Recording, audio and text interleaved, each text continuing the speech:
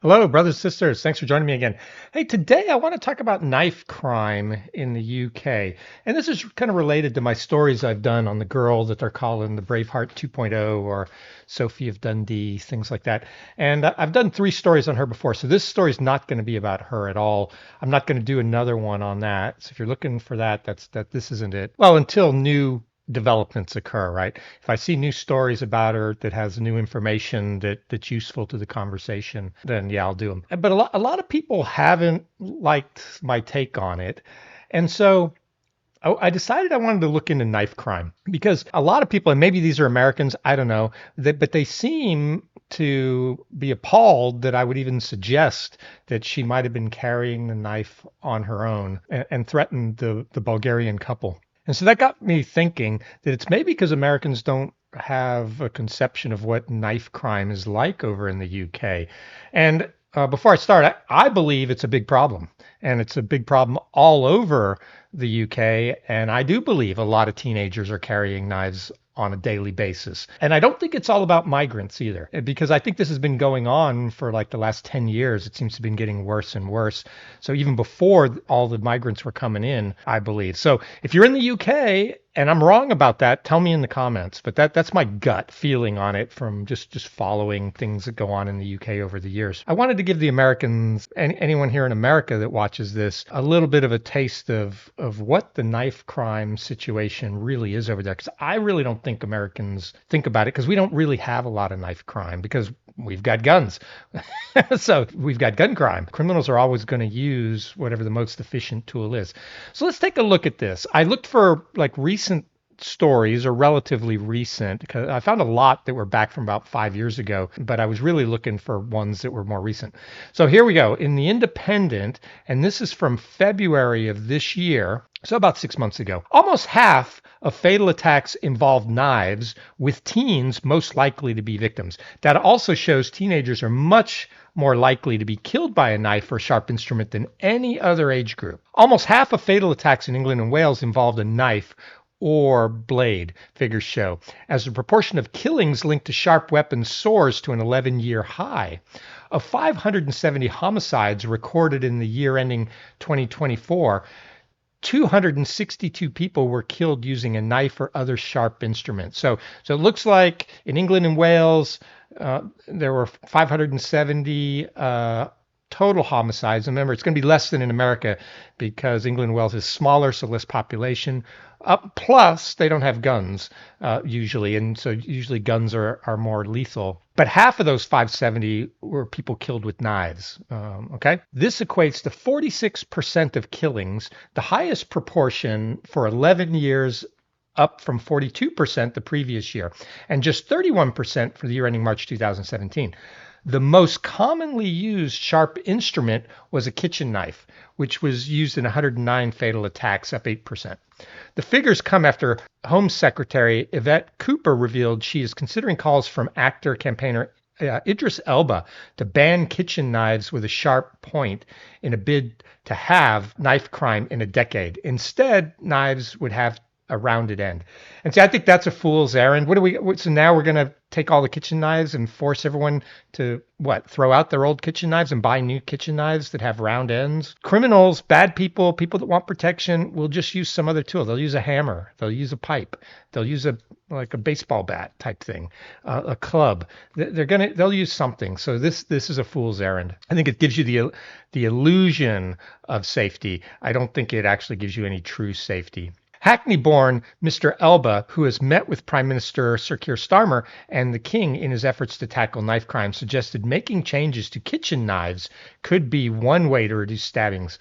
Not all kitchen knives need to have a point on them. That sounds like a crazy thing to say, 50-year-old Luther Starr told BBC Radio. But you can still cut your food without the point on your knife, which is an innovative way to look at it. Now, I don't know what a chef would say about that. I don't know. Yeah, I really want to talk to a chef on how efficient a non-pointed knife was. I don't know. He is a good actor. Pretty much everything he's in is good. In response, Miss Cooper said, We will look at any issue that might make children safer. This is an issue that Idris has raised, she told the Times Crime and Justice Commission. It's also an issue raised by surgeons who have dealt with knife crime. Victims have also raised this as well in the past. So that's why we're looking at it. Labor has pledged to halve knife crime in a decade amid fears knife attacks are on the rise. The recent tragedies include the stabbings of a 15-year-old, Harvey Wilgoose, at a school in Sheffield this week.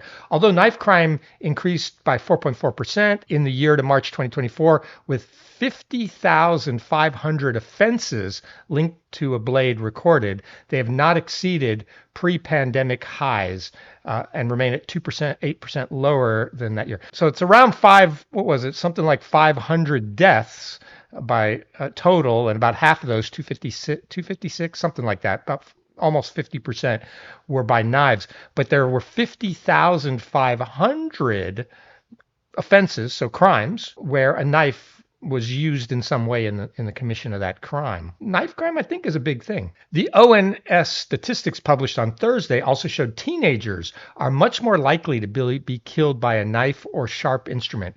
There were 64 homicides where the victims were 13 to 19 in 8 in 10 of these.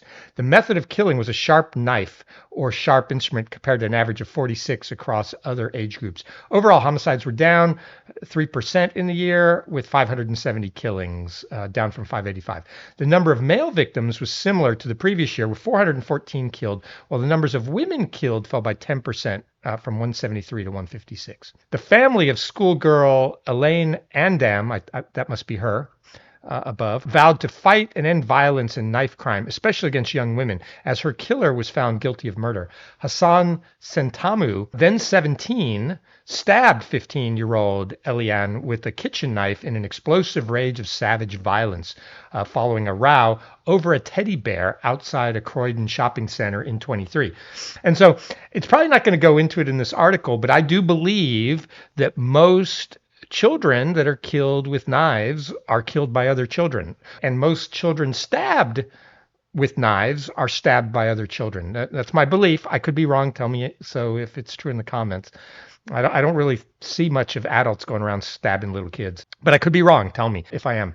Her parents, Dorcas and Michael Andam, said her death had left a void in their lives that can never be filled, adding, "The verdict today is the first step towards justice for Eliane, but also a message that violence and knife crime, especially toward young women, will not go unanswered." Well, I think knife crime against anyone shouldn't go unanswered. As we begin the long process of healing, we reflect on this verdict not as an end, but as a step toward challenge. We will continue to fight against the violence that took Eliane from us, sharing her story and working towards a world where no family has endured such heartbreak. So that's the end of this story. I didn't read this beforehand. I just pulled it up and started. So this isn't a racial issue at all, and I don't want anyone to think I'm making it that. This is a knife crime issue. There are people out there using knives to hurt other people. And there's lots of reasons for it. They might be afraid. They might just be bullies. There could be lots and lots of reasons. It's too simple to just say it's because of migrants, though I do think the migrants coming in, just the volume of them, and then on top of that, the soft on crime policies that we've seen in the West in recent years from liberal governments, and two-tier justice is part of the problem. So some people are carrying them for their safety. And if we could just make our streets safer, people wouldn't be carrying them. And then so here, just kind of want to end with, I do believe knife crime is a problem in the UK. I do believe kids are carrying knives for their protection. And so something needs to change.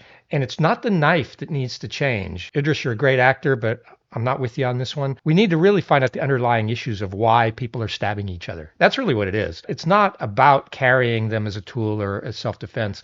Why are they stabbing each other? Let's look at the reasons and try to figure out how to fix the reasons people feel like they have to stab each other.